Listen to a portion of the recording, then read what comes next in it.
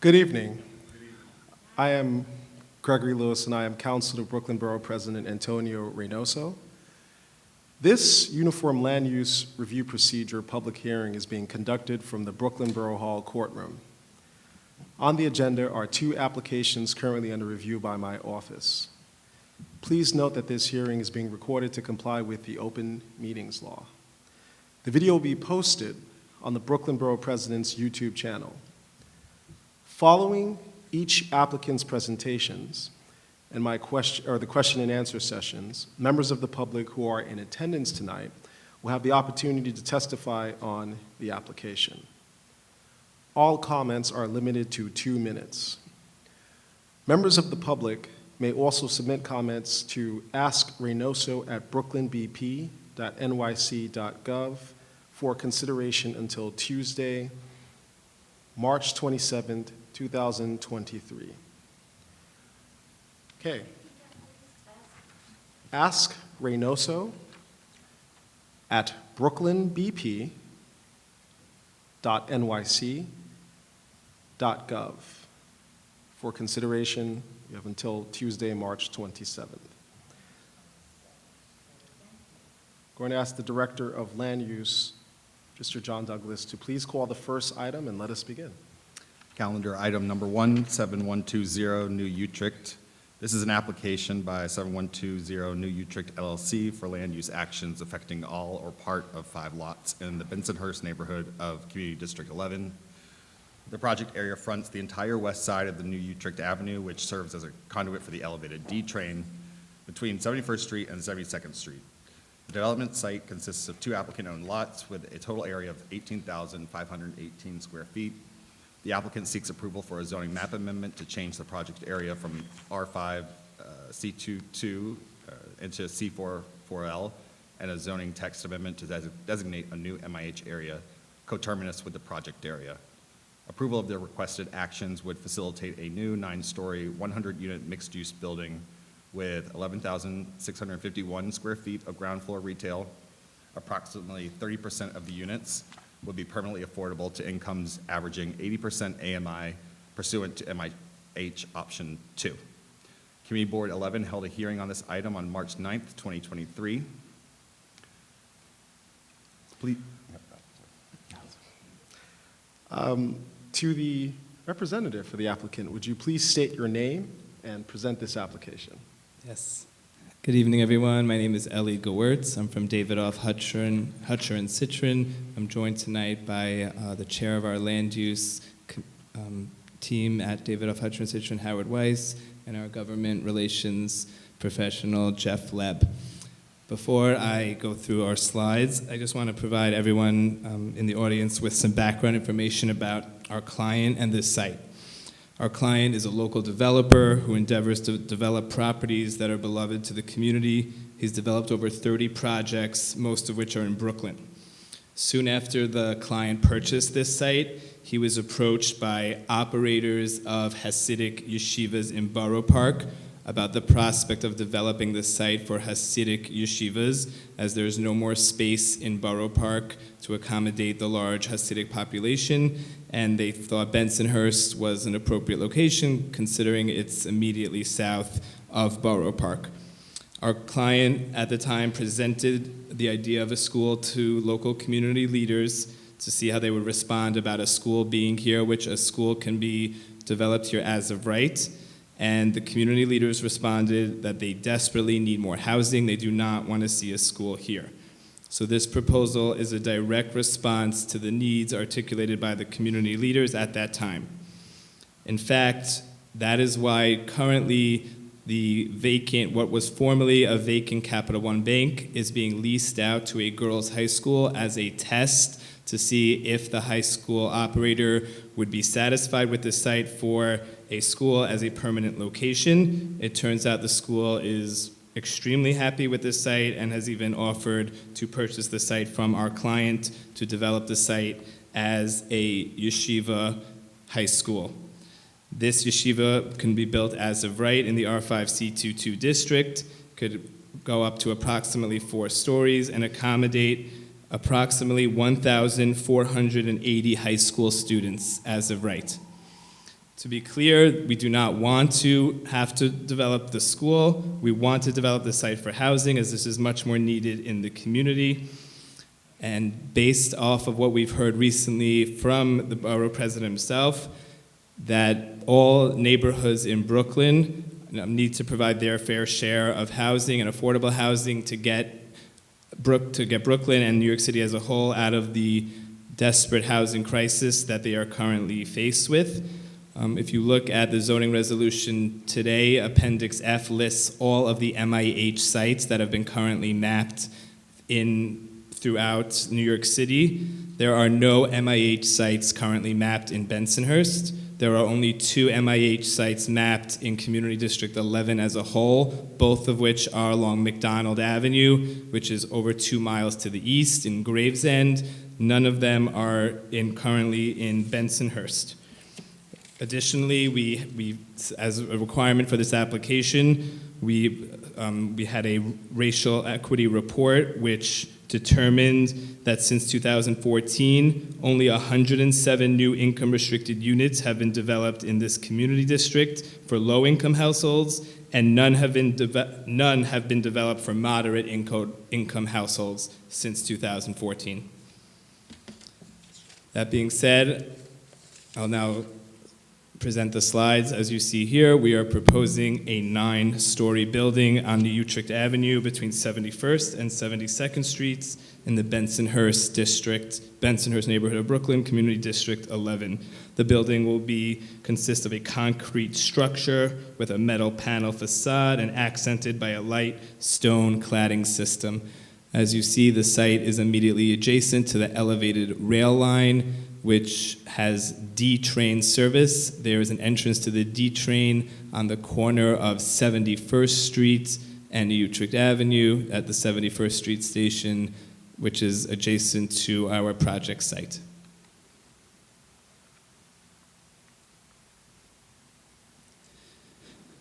Again, specifically, the actions being requested here is a rezoning application from R5 C22 to C44L and a zoning text amendment to map the project area as an MIH area. We are pursuing MIH option 2, which will provide mixed income housing at an average of 80% AMI.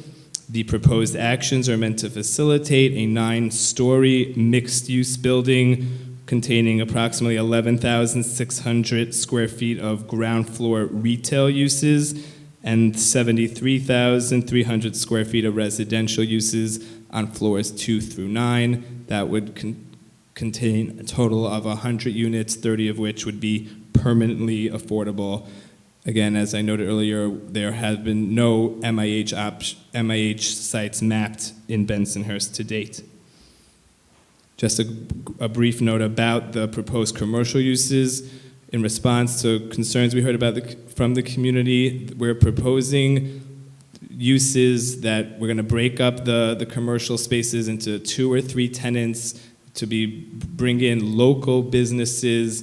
We're not looking to overwhelm the streetscape here with large commercial uses. We're looking to work with the community to have local uses. We are right near a playground. We are right near a school. We're hoping to have commercial uses that could perhaps benefit children, like looking at an ice cream store, maybe a small toy store, things of that nature, trying to bring in the local context. We're again not looking to overwhelm the commercial frontage here along New Utrecht with cars and trucks. This is for small local retail tenants. This is just to orient us where we are located. Again, we're on the west side of New Utrecht Avenue between 71st and 72nd Streets. We're in Councilmember Justin Brannon's district. This is looking at our project site. Our site is highlighted in blue, so it currently is. It was for many years a vacant Capital One bank. Now it's being occupied by a yeshiva girls' high school, which is a temporary use. In orange is also part of our developments, part of our project area. This is a 2-story building with ground floor convenience store and a nail salon with 4 residential units above. The entrance to the 71st Street station is right there in front of that building, highlighted in orange. Also, just want to point out some of the surrounding uses. To the immediate east, you see here is the Verizon utility building. That's a 4-story, 75-foot building. 4-story, 75-foot building. And as you see here, we are along New Utrecht Avenue, which is 80 feet wide. We're also to the immediate east. You have 16th Avenue, which is also 80 feet wide. This is, we believe, an appropriate location to increase density. It checks all the boxes when the city's looking to increase density. It's along a wide street. It's right by public transit. It's near local infrastructure that could accommodate new residential development, new playgrounds. There are a bunch of schools in the area. This is a site that we feel checks all the boxes for incorporating desperately needed residential density. This is just a brief look at the current zoning map. As I mentioned, we're in an R5 C22 district. R5 districts permit currently residential, school uses, community facility uses. C22 districts allow for local retail, ground floor uses. We'd be proposing to rezone this site to C44L. C44L has an R7A residential density equivalent that allows for up to 4.6 residential FAR. It also allows for commercial and community facility uses. C44L districts are specifically tailored to be mapped along elevated rail lines. Two of the things that C44L districts allow for, one of them is actually required, is a 5-foot sidewalk widening, which we would be providing, pushing the building back away from the elevated rail line. Additionally, it allows a setback already at 25 feet, which is one of the lowest permitted setbacks in any of the districts of equivalent density. That enabled us to bring the units further away from the elevated rail line. Again, cognizant in our design to be creating quality dwelling units pulled away from the elevated rail line. We're setting back, as you'll see further in the diagram of the building, where we are setting back at that lowest point at the 3rd floor at 25 feet. This here again just shows us our zoning, our tax map showing the lots. Again, they comprise lots. Our development site is lots 31 and 33, which total 18,518 square feet. We are also including the lot to the north, lot 29, which is non-applicant owned. No development is proposed on that lot. We included that lot for a more comprehensive rezoning boundary to incorporate the entirety of New Utrecht Avenue, which is appropriate for increased density and for commercial uses as well. This is a map from the city's Zola. This is just to demonstrate, because of the dimension and the angle of the lot, how part of the C22 district cuts into the neighboring homes to your west. So this just demonstrates that we'd be removing those C22 district, and the C44L districts would be only along our lots 31 and 33 and lot 29. This is just showing the existing land uses around our site. Items to note here, again, as pointed out before in pink, are the 75-foot Verizon utility building. In blue, to the immediate west, is PS 112, Lefferts Park.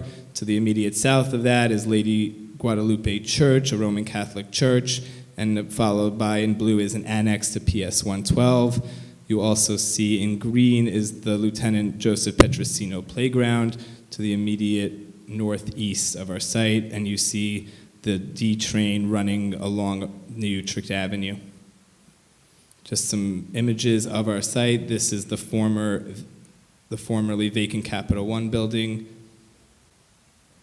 This is looking at the site. You see the accessory parking to the immediate north on lot 31, seeing the elevated rail above. This is just a more zoomed out view of the site. Again, New Utrecht Avenue and 72nd Street. This is a look of the site looking north with the elevated rail above.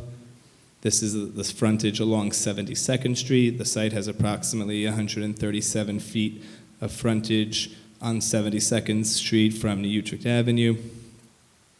This is the end of the lot on 72nd Street. We're going to be proposing our entrance to the residential parking here at the westernmost portion of the site along 72nd Street. This is looking at the site at the vacant parking lot on lot 31. This is the building that I referenced that were also part of our project area on lot 29. As mentioned, it's a 2-story building with a deli and nail salon on the ground floor and 4 residential units on the second floor, and with the entrance to the 71st Street D train station right here. This is looking at the 71st Street elevation of that building on lot 29.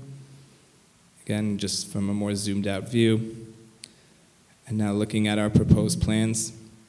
So again, I know this is small, but as mentioned before, items to note, we're proposing 11,600 square feet of commercial use on the ground floor to keep New Utrecht Avenue activated. This is a commercial corridor. We believe there should be continuing that commercial strip. We're proposing new, again, locally owned businesses that we want to work with the community to put here on New Utrecht Avenue and the commercial, and then residential above, remaining 100 dwelling units, 70 market rate, and 30 affordable units.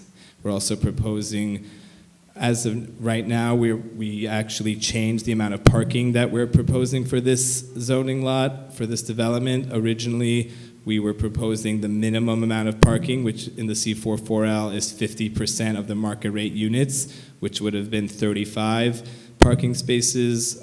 We heard loud and clear that the community wanted to see more parking. So in deference to the community, we determined we can add up to 52 spaces in the cellar. That's going to be attended parking, as we'll show you here. And this is the cellar plan. We understand it's a little bit tight, which is why we have a full-time paid attendant that's going to be operating the parking facility, to making sure, helping cars maneuver in and out. We have providing some reservoir spaces.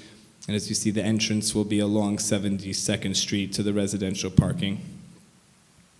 This is looking at our first floor. You see in yellow is the commercial uses, in blue is the residential lobby, and then in pink is some amenity spaces. We're also providing 52 bicycle parking spaces, both on the first floor and in the cellar. This is the second floor. Again, what I want to highlight on the second floor is note how we are not having any residential units along the second floor here along New Utrecht Avenue, because that is about the height that the elevated rail line would hit the building. So we intentionally did not put any residential units there. We have double height commercial space. We have some amenity spaces, some laundry spaces. No dwelling units are going to be at the second floor, because that's the only floor where there's residential units where we couldn't set back yet. And then already at floors 3 through 5, we already start the setback 15 feet. That's in addition to the 5-foot sidewalk widening. So we're talking at least 20 feet from the elevated rail line along the Utrecht Avenue.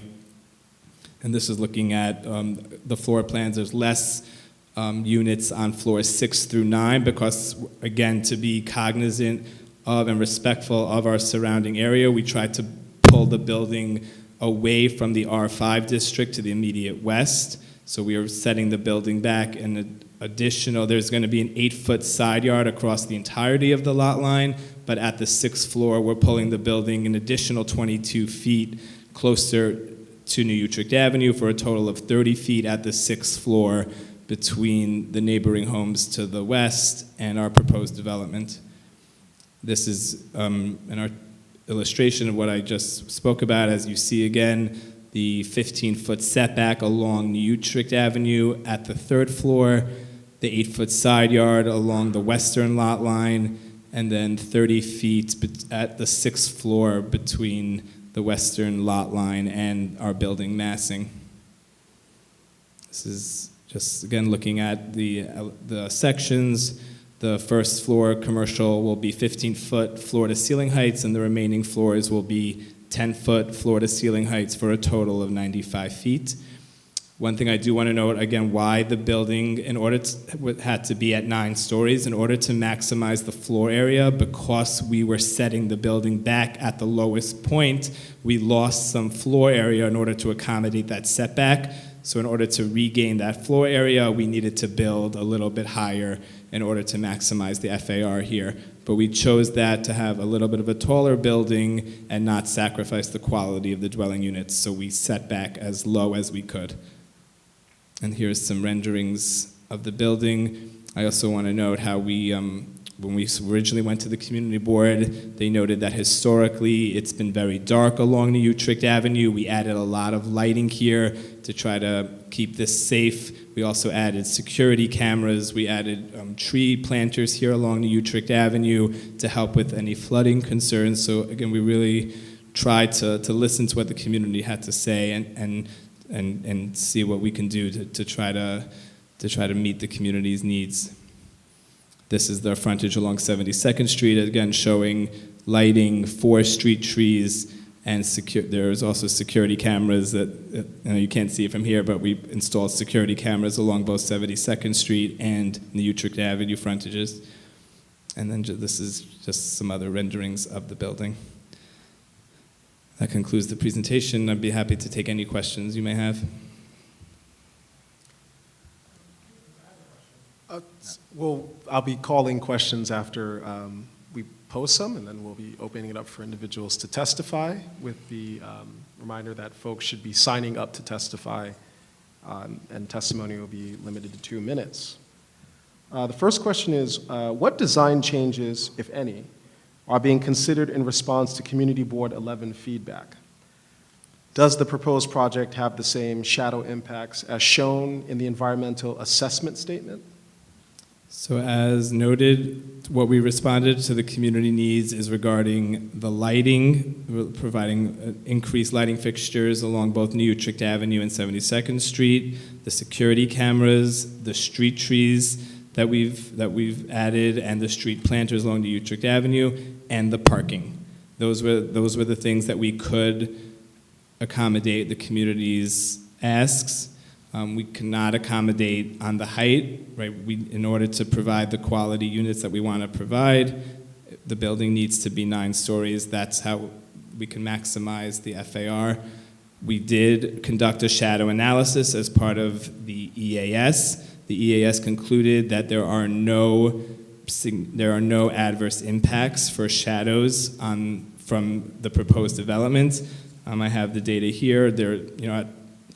At some points of the day, there may be, along the southern portion of Lieutenant Petrosino Playground for about an hour and a half. There may be some shadows, but EAS did not conclude that there's, for seeker purposes, that there's any adverse impacts here for the shadows. Second question is, what are the zoning for accessibility requirements for the project area? Have you communicated with the Department of City Planning and the MTA regarding these requirements? Yes, we did. According to zoning section 66-21, for buildings that are near public transit stations, we're required to submit an application to the MTA to see if the MTA would need what they refer to as a transit volume, which is pretty much an easement through our property. We did that, and MTA came back to us with the determination that no transit volume is needed on our site, and I have that documentation right here. Please elaborate on the waste management strategy for this building. Is there any space dedicated for trash containerization or compaction? Yes, well, first of all, we'll be fully compliant with all local laws, so that's the zoning resolution speaks to refuse. This is a quality housing building under the C44L. We're going to be providing accessible refuse rooms on each residential floor, which will have access to the refuse chute and recycling bins. There will also be a trash compactor room will be provided in the cellar, which will house the trash compactor, refuse storage, and recycling storage. And again, fully compliant with the zoning resolution, the building code, rules of the City of New York, and the building bulletins, which all speak to refuse rooms and trash disposal. What is the intended use of the ground floor commercial space? And has the team identified potential tenants? So as I mentioned before, again, we're looking for local operated businesses. We're not looking for big box. Again, we're only proposing 11,600 square feet of retail use, and we are hoping to chop that up into 2 or 3 residential tenants. Again, because it's still early on, we haven't had anyone, they don't know if the building is going to be built, so there's no one who's signed any leases saying that they're going to come here, but that is our goal, and we're very open and want to work with the community to see what types of commercial uses they might want to see here. But again, given the surrounding context of the school 1 block to the west, the playground, there's a lot of children that frequent this area. We're thinking uses that children may enjoy, again, an ice cream shop, pizza shop, toy store, things of that nature is something that we would envision here. But again, uses that are not going to be generating large volumes of traffic and truck deliveries and things like that. This is local retail to maintain the retail continuity along the Utrecht Avenue. What's a potential plan for identifying potential tenants? Do you have a sense of outreach? Which organizations would you be working with? So yeah, we could work with local, bids or whoever, the community recommends that we could reach out to for businesses. Our client has connections in this area. He knows local businesses who may be interested. So based on our client's network and the community board with their help, that's our approach to finding retail tenants. Please elaborate on the commercial loading strategy. Will a loading dock be included in the first floor cellar plans? So no, in the C44L district, you're only required to provide a loading berth up to 25,000 square feet of floor area. We are only 11,600 square feet. We are not planning to be providing a loading berth on site, but again, the uses that we want here for the retail do not generate the need for a loading berth. We're talking small retail stores to continue the retail continuity along the Utrecht Avenue, bring in new uses. We're not talking large supermarket, large big box stores that need loading berths. This is for small local retail uses. Is there any interest in filing a follow-up action for a parking waiver to reduce the required amount of parking? So given what we heard from the community loud and clear, we want to be deferential to the community and provide as many parking spaces that we can. So a waiver of parking would not be in the community's interest, so that's something that we are not planning on doing. We now will call for testimony on this application from members of the public in attendance tonight. Please note that comments are limited to 2 minutes under the Borough President's rules for public hearings. Mr. Douglas, who is the first to testify? Mr. Jay Kwong, you can come up and testify. Thank you. You have 2 minutes.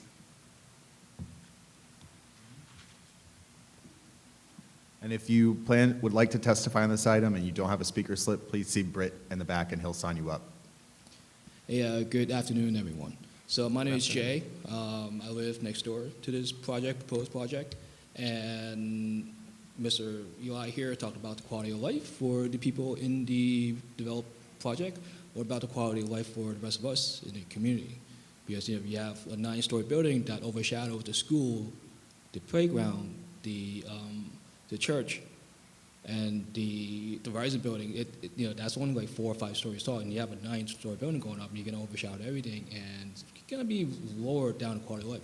And you talk about the commercial strip along New York Avenue. Well, if you walk down New York Avenue today, you see that a lot of stores is shuttered and closed and abandoned. So I don't think the type of commercial you're talking about exists on New York Avenue. In addition to that, you're bringing 100 units to this floor.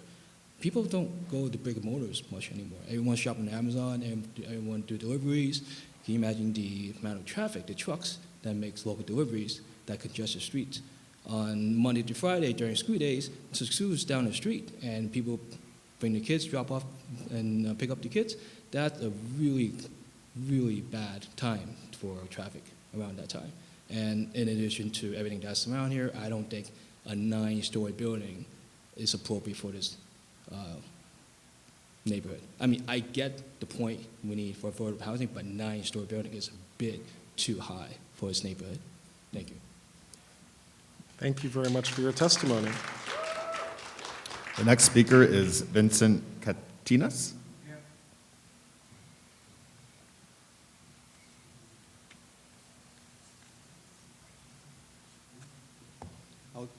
I'll try to be brief, and I'm not accustomed to speaking, so I have some notes, okay? So, Of course, please. first, when I first received the letter of this building being built, I scratched my head. It's a 9-story building. The tallest building we have in the neighborhood is 4 stories. It's a telephone company that services all of Brooklyn, in southern Brooklyn. And it's the reason why it's there, to service all of Brooklyn. Now, my vocation is not zoning, my advocation is not. So I had to force myself to start reading. One of the things that I came up with from New York State. The New York State Division of Local Government Services. In that, they have this pamphlet, which is here, prepared to show anybody, about zoning and comprehensive plans. Revised in 2015 and reprinted this year. This is not ancient history, okay? Reading it, I come up with the environmental review for zoning. Has this been done? I haven't seen it. No idea. In there, it states the State Environmental Quality Review Act. Interesting, very interesting when you read it. You wonder, did they read it? Now, this is spot zoning, okay? And I see by their chart what they want to rezone. They're looking for the next job, which is after the deli runs out in 15 years, their lease that they have. Then they'll take up those spaces plus the 2 buildings down the block for the next building. Agreed. All right? Inside the report from the state, it says when you rezone, it has to be a benefit of the community, of the neighborhood, which this doesn't. Now, If I could, sorry to interrupt you. Sir. I do, the 2 minutes are up. I do want to give you an opportunity to just very, very briefly wrap up. And a reminder, you can submit testimony on Yes. this matter. So Okay. just a very brief wrap up, I'm going to skip please. one paragraph, go this one. Please, a Okay. very quick wrap up. The conversions in the houses in the neighborhood, where like he says, there's only 141 were converted. That's a lot of malarkey. You walk them down the block.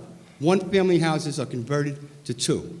2-family houses are converted to 4 families, okay? And so on and so on. Just walk down the block, count the Con Edison meters, and you see how many people live in it.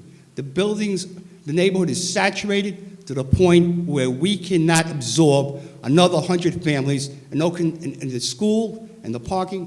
Thank you. Thank you very much for your testimony. The next speaker is David Liu, or Law.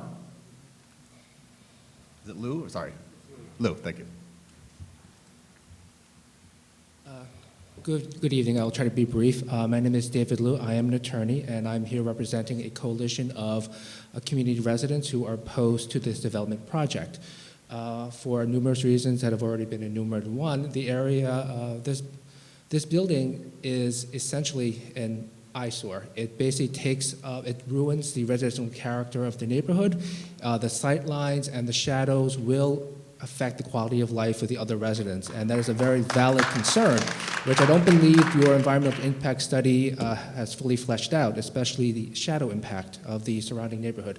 2, as has already been enumerated by that gentleman over there, that this area already has established communities, and although it's very aspirational to want to have more people move in. You also have to note the existing population density. There are already too many people and not enough services. And again, you said that you were interested in local retail. Well, there's been no mention of the fact of whether or not the current businesses that are being forced out have been given a right of first refusal to the incoming spaces. So where will these current businesses move to after they're being forced out? Will they be given an opportunity to come back? And I would like to have you respond to that. Have they been given a right of first refusal to any of these commercial spaces? This will be dealt with in terms of the commentary. We'll limit this to public testimony, so please continue. Again, as I said, I will be brief and just have one more point to make. There is concern in the local community as to whether or not this project is being used as a backdoor way to install a homeless shelter or some type of transitory housing facility, which has been done throughout New York City and New York State. So the community is very rightfully concerned whether or not there's been enough transparency in this process, whether or not when this is done, whether this will be sold to some nonprofit that will be turning into transitional housing or some type of migrant housing. So again, these are community concerns which must be addressed. Thank you. Thank you very much for your testimony. The next speaker is Joseph Martyr.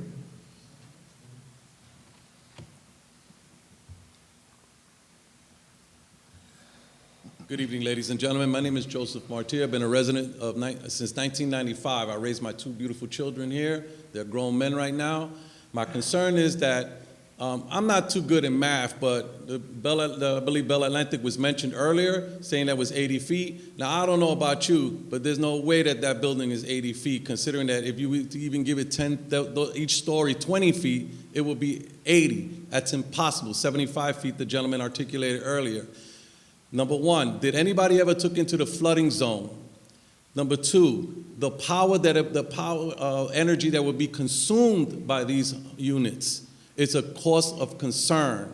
We're already experiencing brownouts in the community already as it is. And as far as the 100 units, we don't need anybody else coming into the community right now. This community was fully developed for homeowners, not for affordable housing. If you want to take it to affordable housing, there are other sections in the city that you can pick and choose from. Bensonhurst is not the one. Thank you. Thank you for your testimony. The next speaker is Arlene Carafola. Did I get the last name right? Carafola? Carafalo. Good evening. My name is Arlene. I've lived in this neighborhood over 70 years. I'm third generation. My children are fourth generation. Yes, we raised this area. We invested. We put our houses. We made it beautiful.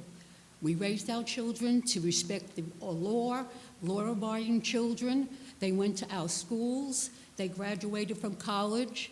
I worked for a landlord for 15 years.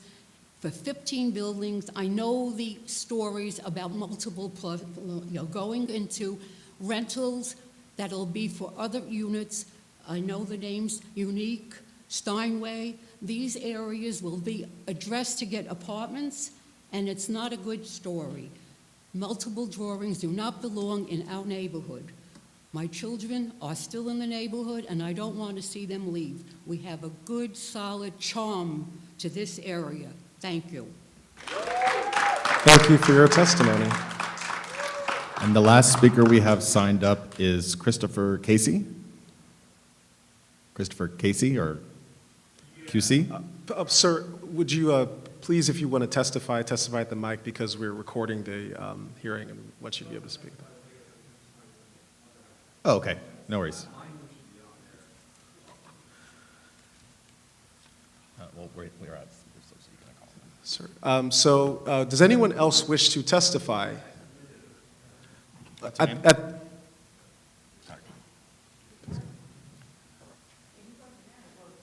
Sir, you can testify as it were anyway, so please.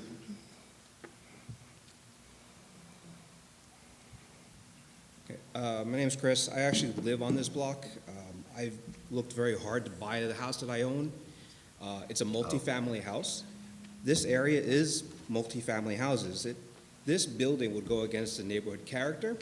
The entire area is multifamily houses, not just single-family houses, 2, 3, 5 family houses. On this block, multifamily houses.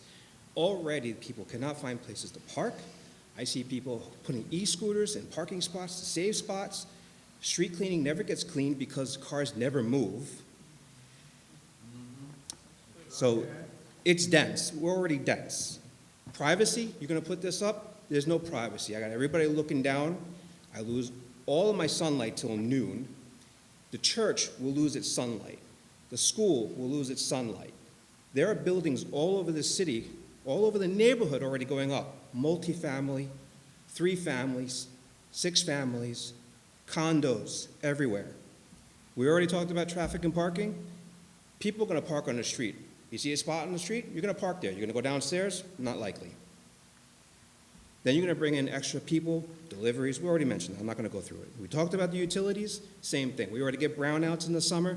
You add another 100 units with no gas because everything has to be electric, you're just going to kill the system even more. You're going to add supposedly 100 units, but majority of those are very small. That does not fit to the neighborhood character of majorly families moving in here. They're all families needing housing, but not tiny apartments. And what's worse is you're bringing in rentals, more rentals. These are not ownerships. We have a trash problem. We have rats problem. We have litter problems. I have litter up and down my driveway all day long because people don't live in the neighborhood. They're renting there. Their dogs, they don't clean up after the dogs. Who cleans up? I clean up. The neighborhood cleans up. The people who actually own and take care and really take care of the neighborhood, care about the neighborhood, have to clean this up. Not you living out in the Hamptons. Thank you for your testimony.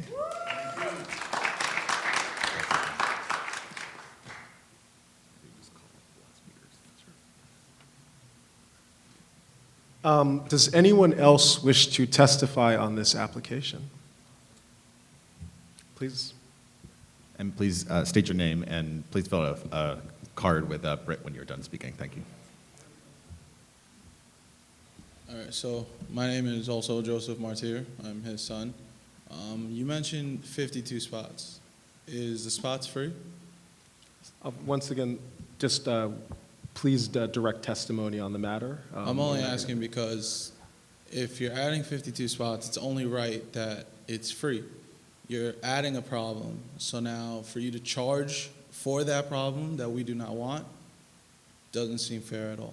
The other day, my brother had to, can you help me find a spot after looking for 45 minutes? 45 minutes. And to add a charge to more problem, I don't want that. No, thank you. Thank you very much for your testimony.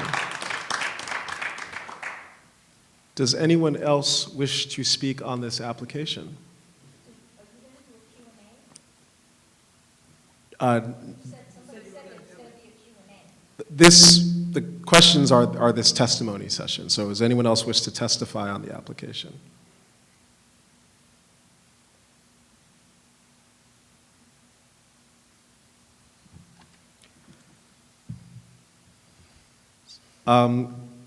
Hearing no further testimony. Wait. So there's not going to be a Q&A? No, Somebody said there was going to be a Q&A. we will be, this session is for testimony, so this is an opportunity for the public to testify regarding the application. The Q&A is this session, it's testifying on the matter. So does anyone else wish to testify? All right, so I can send my questions to Ask Reynoso. Yes, if you, for folks who do not wish to testify, I will, does anyone else wish to testify on the matter? I'm a little perplexed. Can you please, for clarification, and explain to me like a 3-year-old? The young lady just finished questioning that someone said there was going to be a Q&A. You stated and articulated eloquently that this session is for testimony. The gentleman before you had a question. So when is the Q&A, or will there be a Q&A? the Q&A is this testimony. Folks will testify. Any question that's, that has been asked will... Then there's no Q&A. There's just testimony. That's perhaps the easier way to put it. Yes, I'll clarify that piece. Do you have the authority to add a Q&A right now? That's a question. No. Okay. Is there any other testimony on the matter?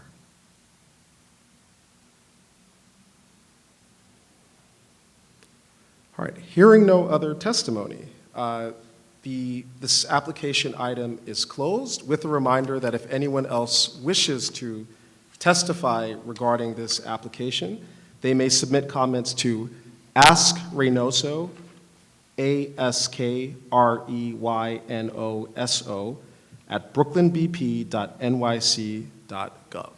The calendar matter is closed. Thank you.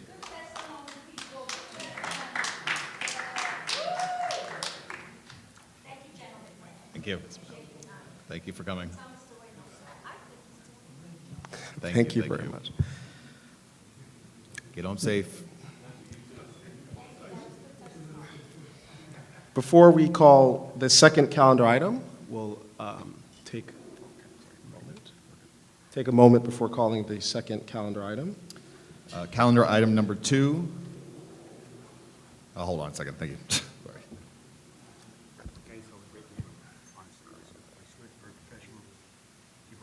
Thank you very much. Thank you, sir.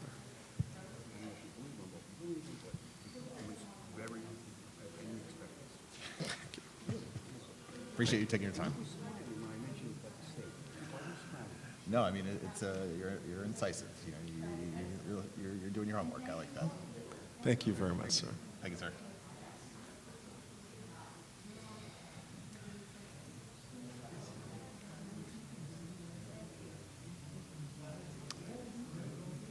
Okay, Mr. Douglas, will you please call Yep. the second calendar item? Calendar item number 2, Kings Highway Self-Storage.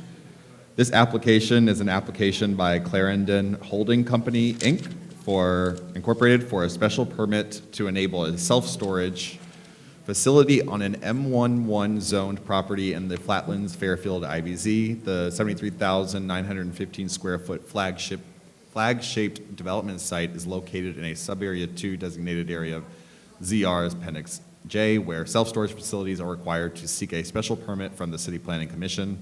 Approval would result in a 5-story use group 16D self-storage facility with 16 parking spaces at 5381 Kings Highway in Community District 12. The Community Board 17 Land Use Committee voted to disapprove this item on March 15th, 2023. So to the applicant's representative, please again state your name and present this application. Good evening again. My name is Ellie Gewertz from Davidoff, Hutcher, and Citron, representing the applicant here, and again joined by Howard Weiss, who chairs our land use division. I'm here tonight representing our client, Clarendon Holding, Inc., who is proposing a self-storage facility at 5381 Kings Highway in Community District 17. It's in the East Flatbush neighborhood. The council member is Farrah Lewis.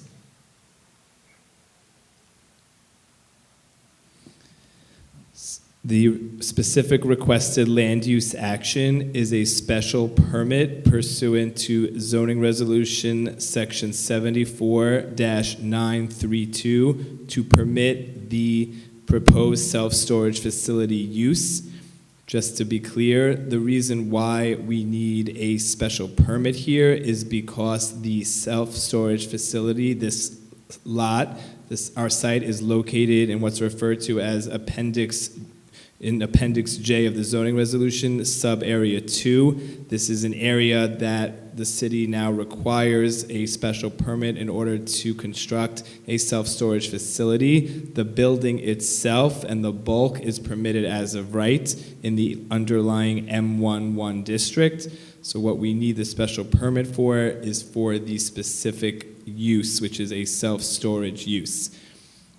The special permit would facilitate a 5-story, including a cellar self-storage facility containing 73,715 square feet.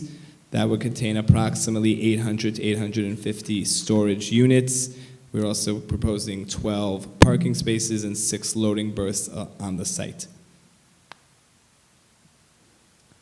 Just to orient where the site is located, it's on the eastern side of Kings Highway between Whitty Lane to the north and the LIRR Bay Ridge Division right-of-way tracks, which currently has only freight operations immediately south of our site. And also noteworthy is that this site, in addition to being in an M11 zoning district, which allows for manufacturing uses, it's also in the Fairfield Flatlands Industrial Business Zone. Industrial business zones, or more colloquially known as IBZs, are sites that are geographic areas around the city where the city has committed to keeping these safe havens for commercial and manufacturing industrial type uses, and has committed to not rezoning them to allow for residential uses. This is the map in the zoning resolution of Appendix J, showing that our site is within this sub-area 2, which is why the special permit is required to construct the self-storage facility. This is an aerial view of our zoning lot. As you can see, it is a highly irregular flag-shaped lot. We only have approximately 30 to 31 feet of frontage along Kings Highway. The building that's to the immediate south of the flag-shaped portion, those are not our client sites. That's a one-story warehouse building. So that building pretty much takes up the entire visibility of our site. Our site is behind that, as you see there in the interior. You see the Whitty Lane. There are homes, 1- and 2-story residential homes to the immediate north.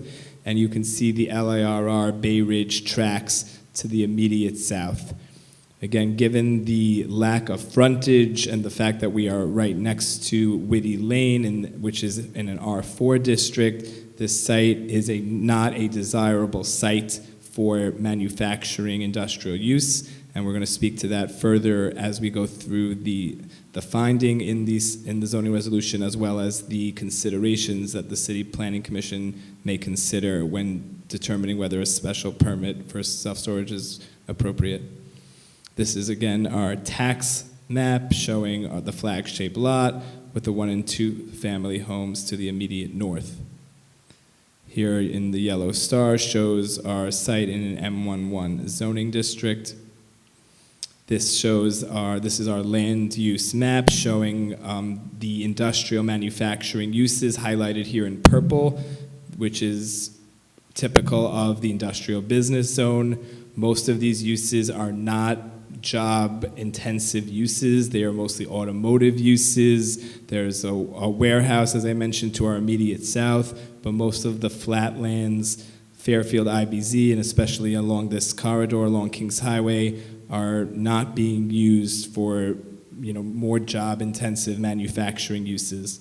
And you could see here to the immediate north are the residential uses in the R4 district along Whitty Lane, and to the north of that is Clarendon Gardens, which is a series of 3-story multifamily buildings. This is a map circled here in red. It shows the other self-storage facilities within a 1/4-mile radius of our site.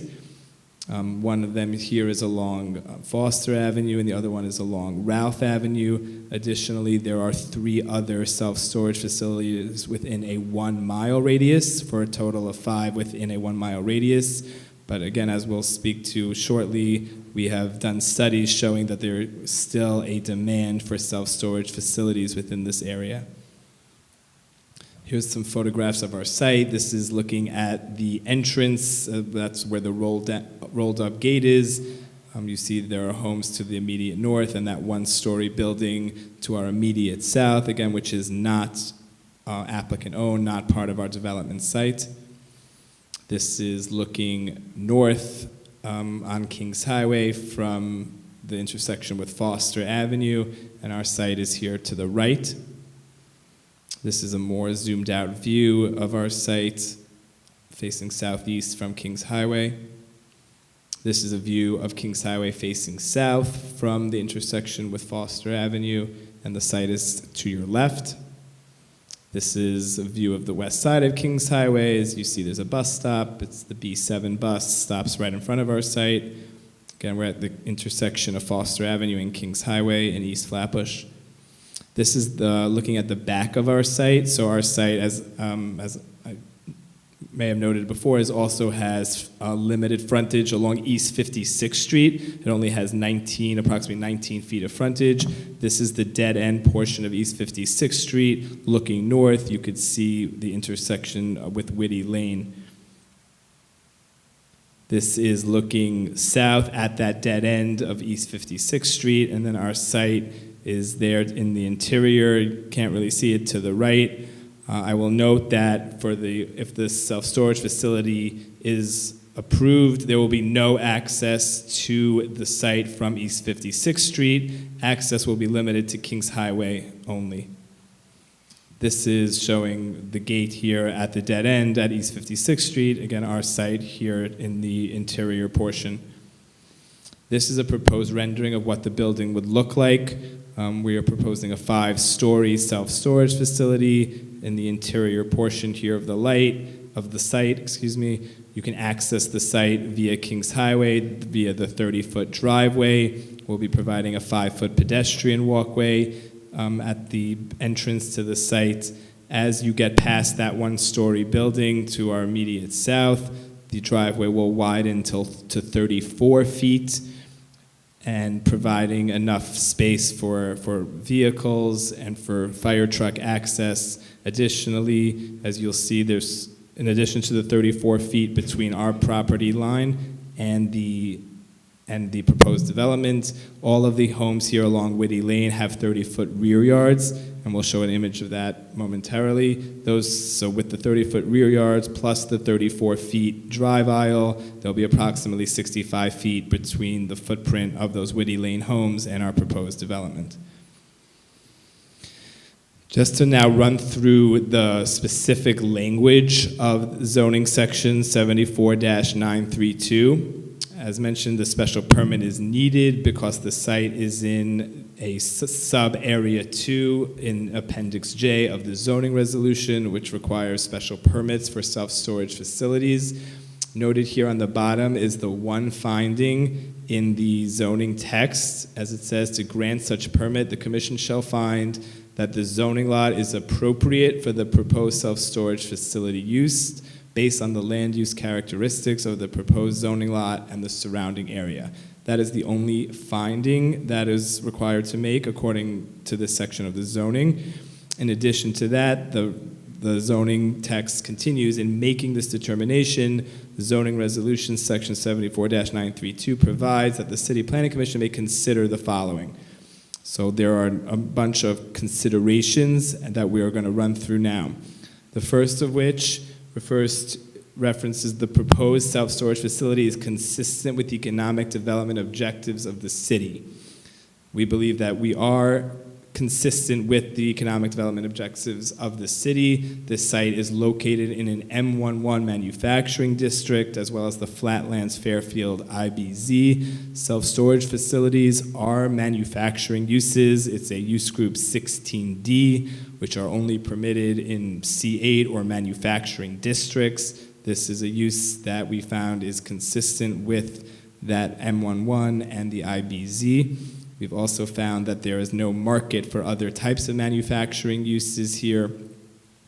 As we highlight in this consideration, we've gathered data from reports that the Department of City Planning has released over the past number of years regarding employment in New York City's manufacturing districts and employment in IBZs. The data revealed that of the approximately 12,000 employees employed in the Flatlands Fairfield IBZ, only 57% were employed in the industrial sector, meaning a significant percentage, approximately 43% is not being employed in the industrial sector. The report also noted how the 7 largest industrial sector industries in New York City, of those 7 large, which consist of construction, building, and food distribution services, none of those were concentrated in the Flatlands Fairfield IBZ. Additionally, the city conducted surveys about open industrial uses in the Flatlands Fairfield IBZ. Of the 128 active open industrial uses, 50 were dedicated to storage of operable vehicles and usable materials, and 32 were dedicated to long-term storage of inoperable vehicles and unusable discarded material. The point being, there are plenty of sites that could be used in the Flatlands Fairfield IBZ for more job-producing typical manufacturing industrial uses, which are just not being utilized for those uses, which evidences and highlights our point that there really is no market for more typical industrial manufacturing type uses in this site.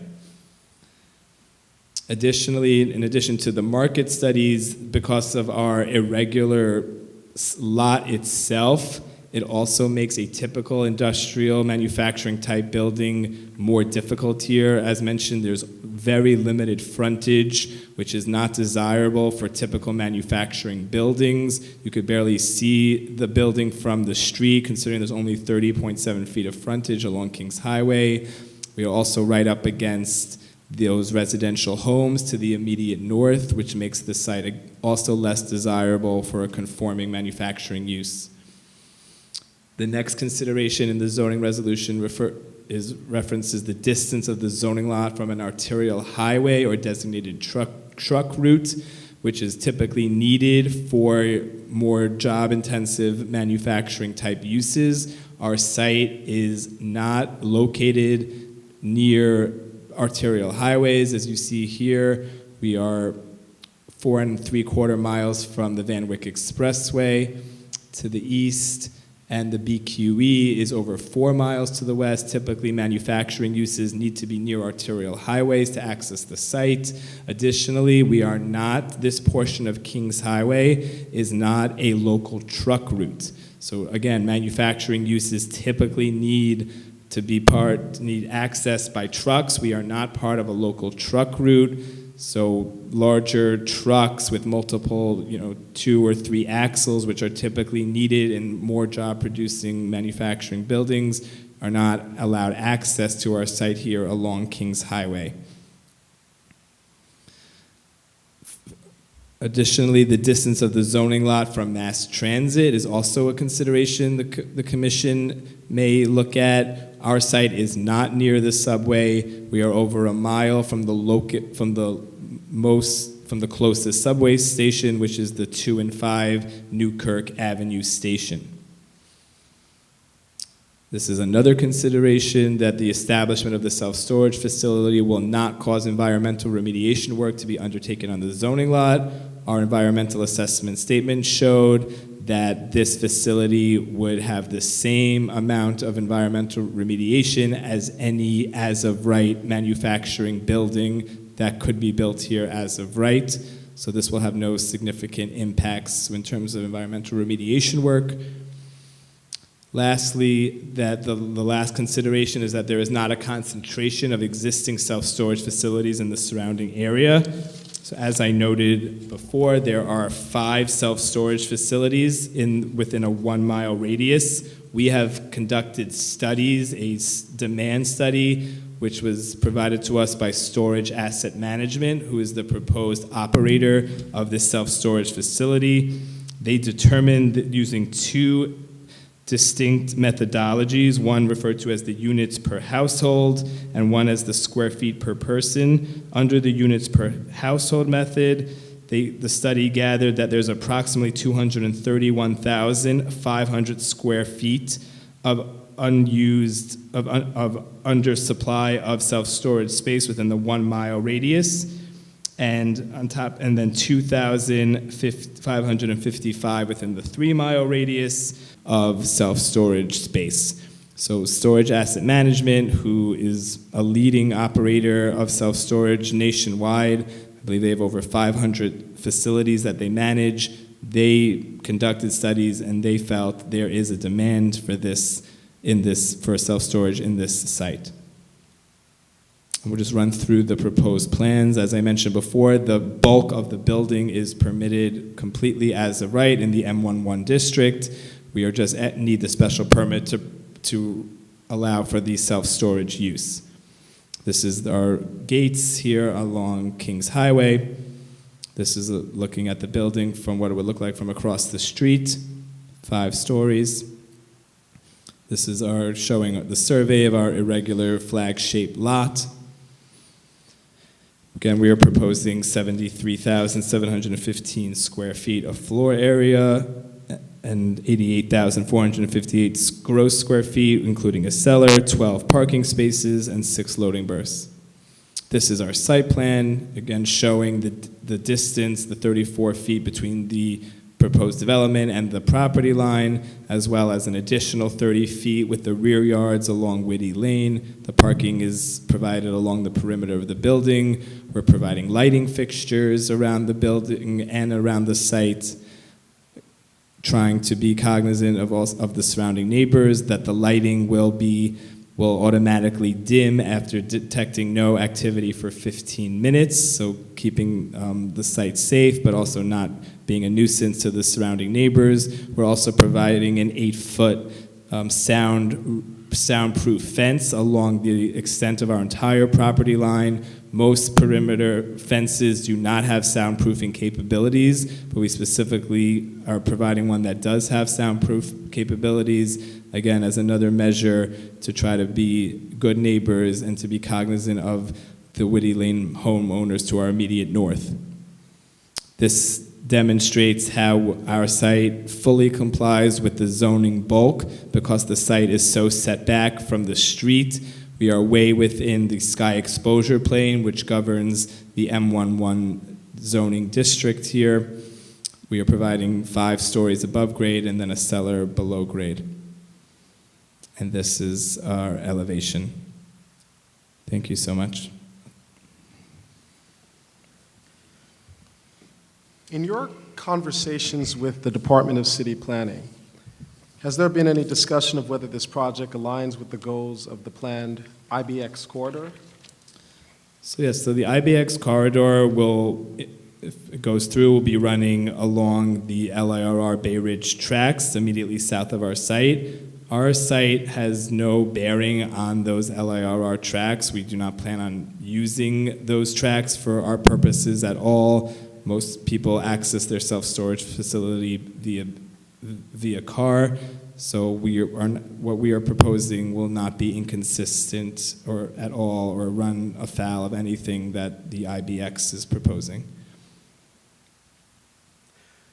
What kind of actions have been taken to market the property for industrial and manufacturing uses prior to submitting the application?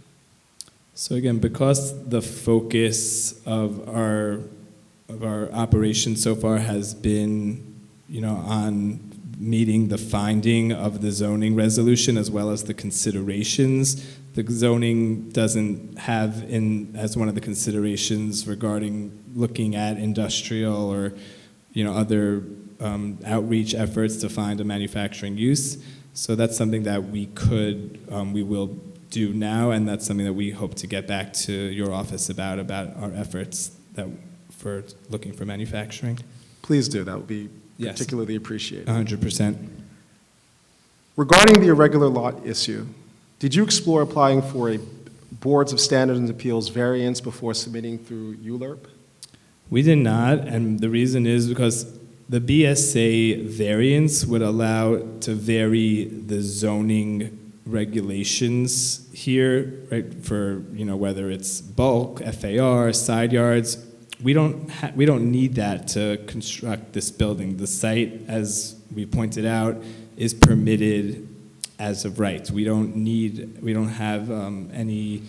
We don't need more FAR. We don't have any issues with the side yards, things like that. So a BSA variance would not have helped us here. The issues we are facing given the irregularity, the site's lack of frontage, its adjacency to the Whitty Lane homeowners, those are the issues that we're facing and that we're finding it would not work well for a typical manufacturing use. Those aren't issues that a BSA variance would have been able to afford relief for.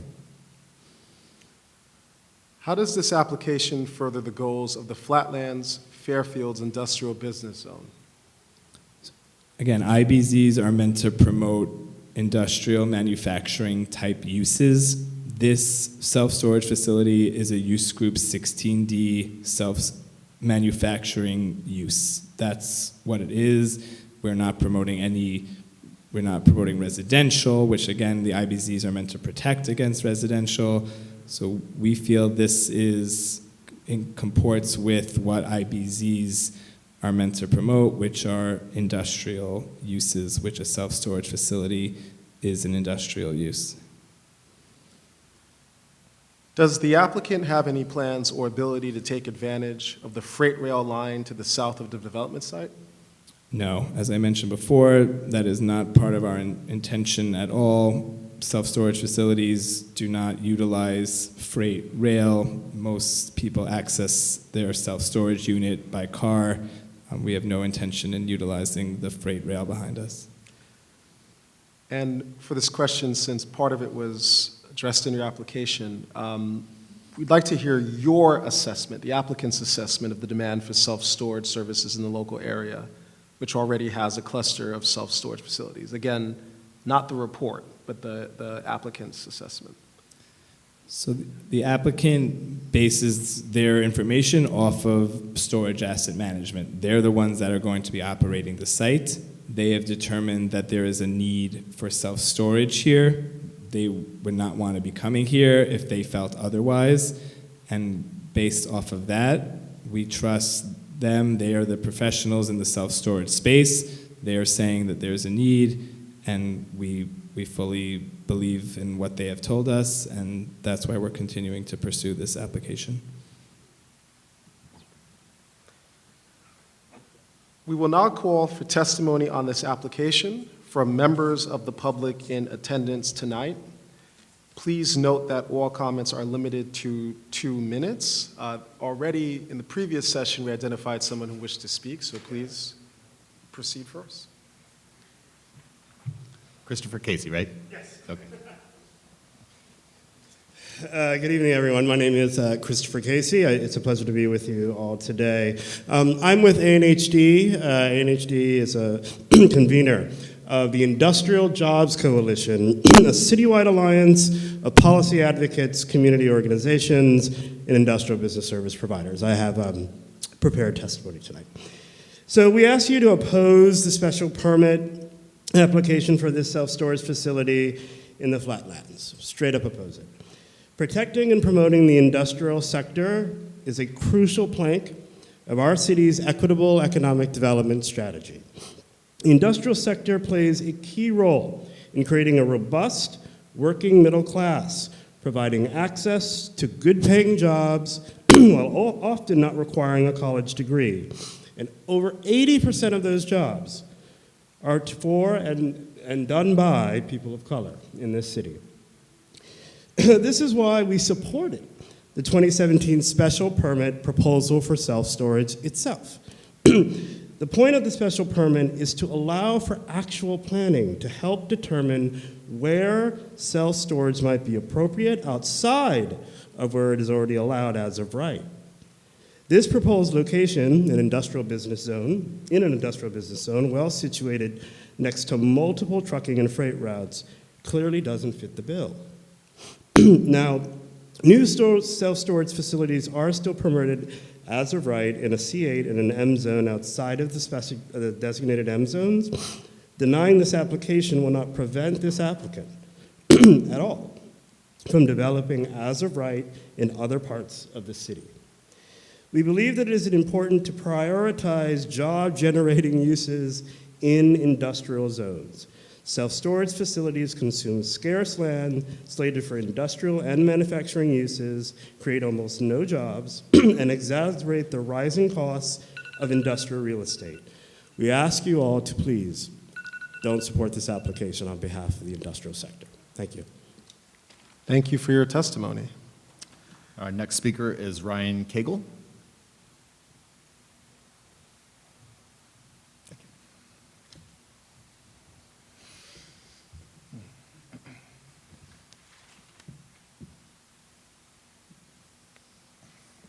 Thank you. Thank you for the opportunity to provide testimony tonight.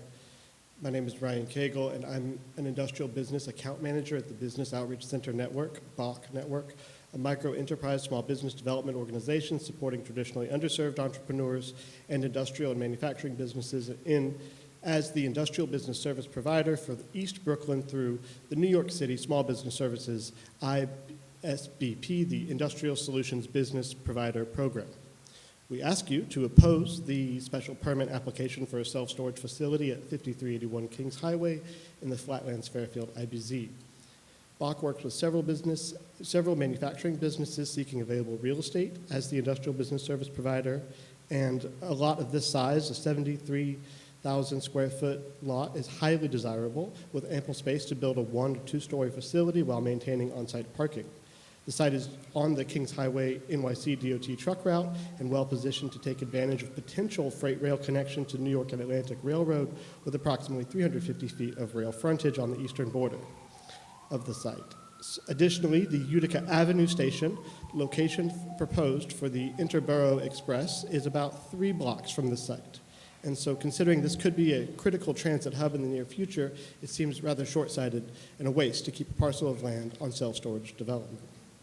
A few things that we've heard from the community is that the 5-story building is out of character with the neighborhood. It would shade and tower 85 feet above residential properties, being a permanent eyesore for the neighborhood.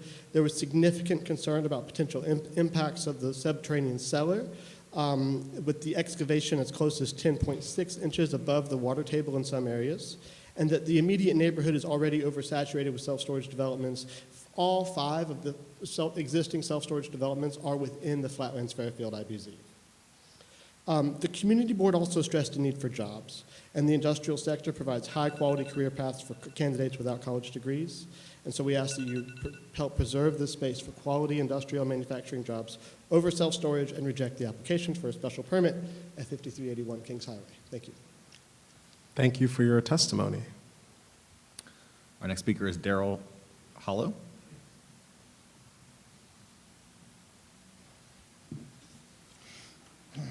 Good evening. Oh, thank you. Thank you.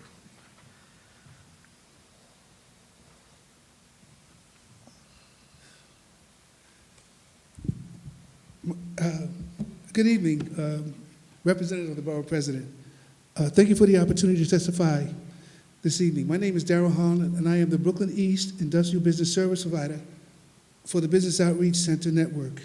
The BOC Network, through the New York City Department of Small Business Services, manages six of New York City's 21 industrial business zones. I'm the industrial business service provider for 2 of those industrial business zones, the East New York Industrial Business Zone and the Flatlands Fairfield Industrial Business Zone. I want to say right out front, a lot of stuff the developers said, those numbers, they are false, they're a lie, and we're going to prove later that that's a lie. In New York City, industrial manufacturing jobs pay significantly more than service industry jobs. These jobs provide a pathway to the middle class for people without access to higher education, immigrant populations, and other underserved communities of our city. Quality jobs are becoming more and more scarce in our city, especially in neighborhoods like East and Central Brooklyn, which have some of the highest levels of unemployment in our city. In 2006, the city established the IBZ program to protect and preserve manufacturing and industrial zone jobs and to keep quality blue-collar jobs in local communities. In 2017, they went one step further and came up with the self-storage facilities special permit. Because self-storage facilities consume large swaths of land, provide almost no jobs, and exacerbate the problem of affordable real estate for businesses. From my count, there are at least 8 self-storage facilities within the proposed development, 2 on Rockaway Avenue, 1 on Forster Avenue, 1 on Ralph Avenue, 1 on Utica Avenue, 1 on Glenwood Road, 1 on Albany Avenue, and a U-Haul site on Kings Highway, and I have a map to show it. I might be missing 1 or 2, however, the point is that we don't need any more. I do not doubt the developers will say that is a demand for self-storage, and that's because it's a very lucrative business for them. However, I would have to assume that demand is driven by people coming from Manhattan and wealthy parts of Brooklyn to store their overflowing personal items. Okay, I didn't finish, but you get the idea, and I'm going to submit this. And I have a copy, and I thank you for the opportunity to testify. I get a little upset because I've been doing this for like 10, 15 years, and I know we just heard Thank you for your testimony. Our next speaker is Daniel Heredia.